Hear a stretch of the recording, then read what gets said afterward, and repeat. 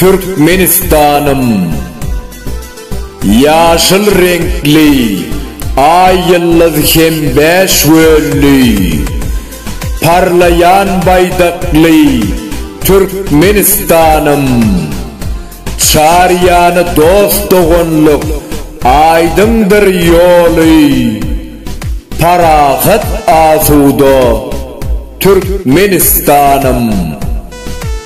Pederlerden miras mertlerin yurdu, bu ülkeni beyik arkada kurdu.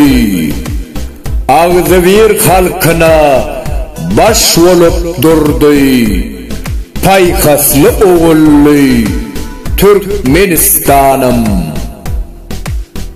Atam Oğuz Han'dan gaydanır aslı, Gorkut atamızın görevlüğün nesli, bar yarıs biz öňe has hem kuvvetli, her günü bayramlı Türkmenistan'ım.